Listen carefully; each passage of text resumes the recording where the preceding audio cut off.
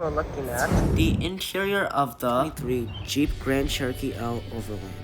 Interior time, and right off the bat, absolutely loving it. So, the door panel is very nice.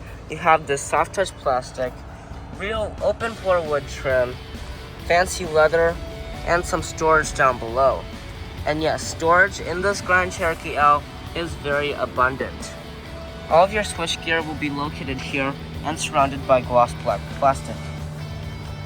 On the upper two trim levels, you will get illuminated door sills, and Overland and above gets these fancy Napa leather seats with 16 ways of power adjusting. If you want even nicer seats, the Summit Reserve throws in Palermo leather seats. Alright, very nice interior. So, it's never safe to drive around in the dark without headlights, so I do want to mention your headlight controls are down here. So let's turn those off. And the steering wheel. Very nicely leather wrapped, has a good feel to it. Love the wood trim. And this horn button, this will be heated just by the push of a button down there. Alright, so this will control your cruise control. This will control your gauge clusters. So you could scroll through all of the different things that you want. And you could even change the customization for the tachometer and speedometer. It will show your tachometer on the left and the speedometer on the right. So let's take a look at materials. And before we get started, look at that Macintosh speaker. This has the 19 speaker high performance audio. It is a great car and a great sound system, but materials time. The upper dash will have soft touch plastic, and this part will have some leather right here. Most of the materials are made of piano black and this nice open pore wood. Piano black is a no-no because it will actually cause a glare because the shiny shifter is silver.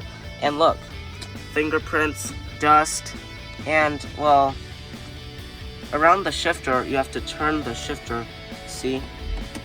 There's already scratches around it, and this car has like less than 10 miles on it.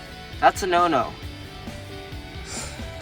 But beside the piano black, this car is very nice. Now, a three-row crossover can never be complete without a good storage area. That is what we're about to test out next. So you can open this one up for a good amount of space, felt lined, but you can close it up and open this one up for an even larger space with some more felt lining. So this is not the best in the class, but it's not too bad for the class either. So something like the Telluride or Palisade could beat this, but it could do better than the Acadia, for example. And you also have two cup holders that can be hidden with this, and you see it can fit my humongous 40-ounce Stanley cup just fine.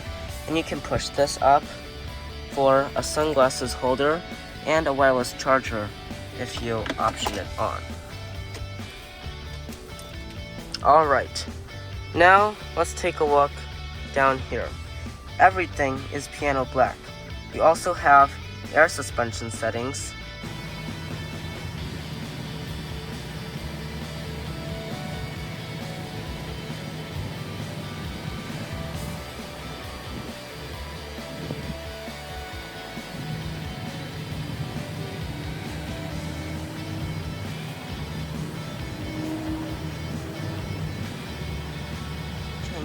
Drive modes down here. And coming to the gear selector, it is a rotary dial knob with P, R, N, and D. If you go in reverse, you will find a backup camera with a 360 view. However, on this tester, it has been turned off. Alright, time to look at the big 10.1-inch Uconnect 5 infotainment system.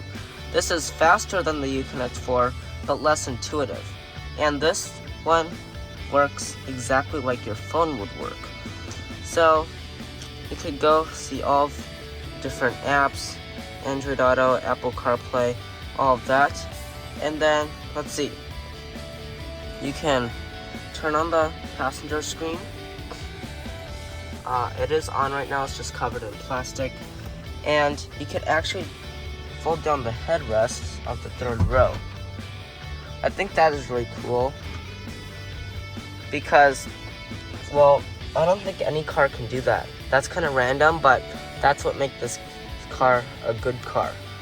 So that's just a couple different things you could see. You could zoom in with the backup camera, active trajectory, the backup camera, and then that's about it.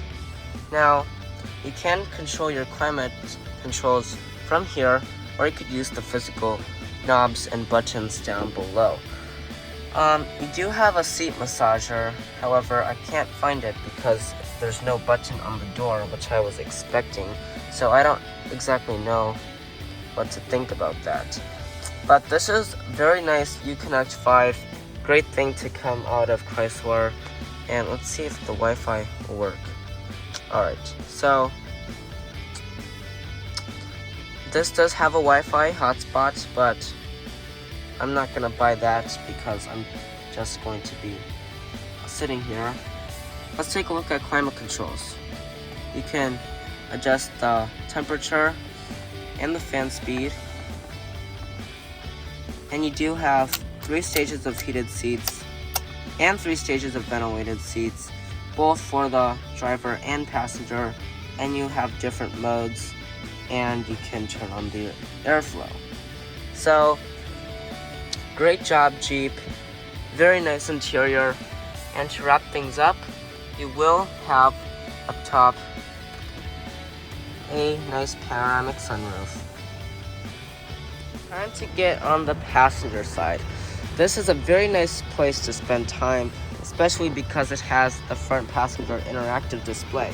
You have the same door panel with the gloss black and fancy wood trim. However, you have to get the higher end models to get the memory seats and massage.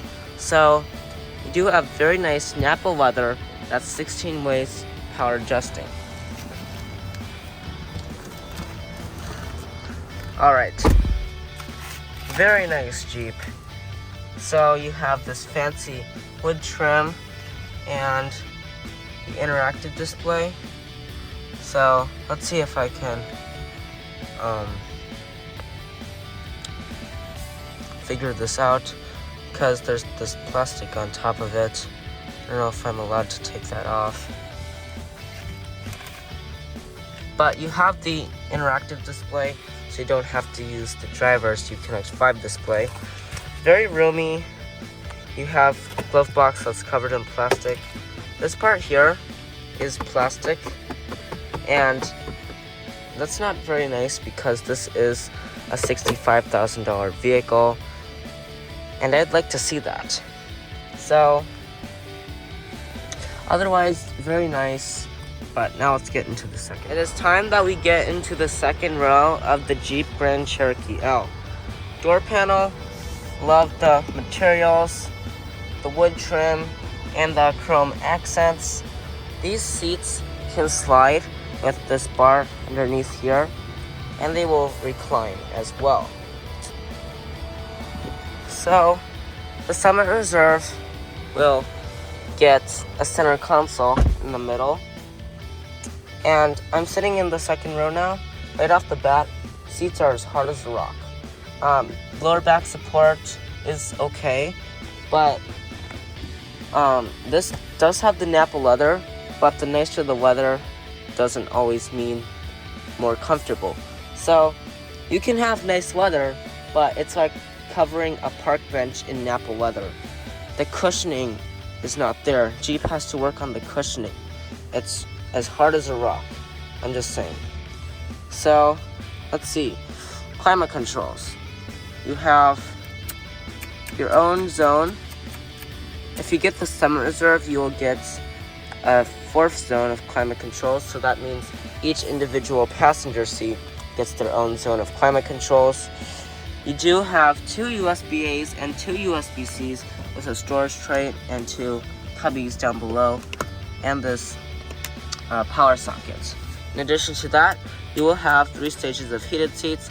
Ventilated second row seats are available on the Summit Reserve. Also, you do have a nice seat back pocket with plastic on the back so the kids don't ruin it. The third row is probably what the most important part of the Grand Cherokee L is. So, very nice third row, very nice access. You can actually just pull this lever and then tilt it forward, and you can actually do that with a car seat in place. So that is pretty clever, I've got to admit. You just follow the stairs up into the third row, and then you should be good. So let me go ahead and get in, and then it will go from there. Alright. Seats are also as hard as rock. You need to work on the cushioning. So Napa leather, very nice, but the seat cushioning is a no-no. Not doing it for me.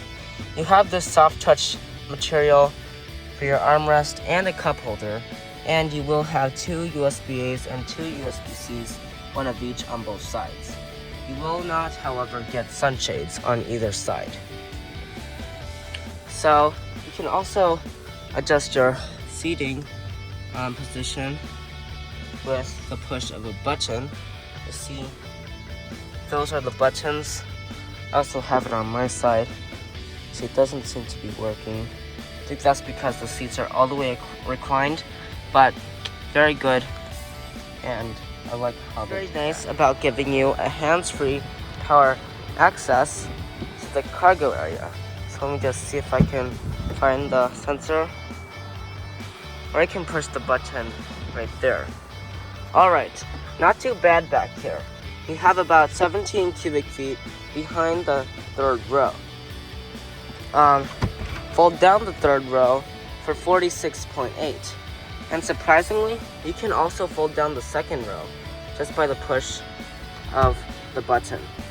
So then that'll fold fairly flat, and you'll also get a 12-volt power outlet and a nice storage cubby. You can lift this up for more storage. That storage underneath here, this bag is a little bit excessive for that. And what's interesting is that you can actually push this button, and then you have to run out of the way. So I'm gonna push it. See, and then it will close by itself.